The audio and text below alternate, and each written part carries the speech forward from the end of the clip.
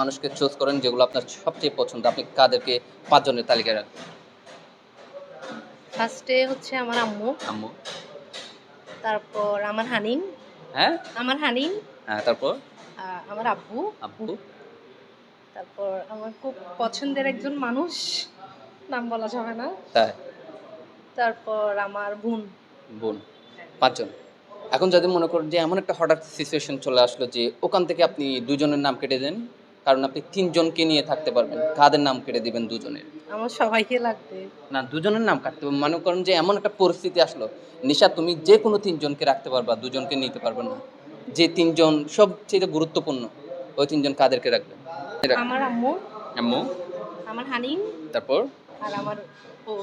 Special person. হ্যাঁ, আচ্ছা, এখন যদি বলি যে হ্যাঁ, আরো হার্ড পজিশন চলে আসলো, তখন বলা হচ্ছে যে আপনার ওখান থেকেও আরেকজনের নাম কাটতে হবে।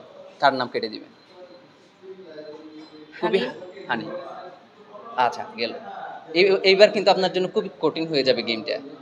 কারণ মানুষ একটা শেষ পর্যায়ে গিয়ে কাকে রাখবে এইরকম একটা হিমশিম পর্যায়ে পড়ে যায়। যেটা এখন পড়তে যাচ্ছেন আপনি।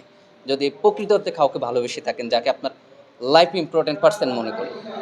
এখন যদি বলি যে ২ জন আছে, ও ২ জন থেকে কোনো একটা হার্ড সিচুয়েশন চলে আসলো যে তুমি একজনই নিয়ে যেতে পারবা। একজনকে রাখতে হবে তোমার। ওই একজন ছাড়া কোনো ওয়ে নাই। ওই একজনটা কাকে রাখবেন?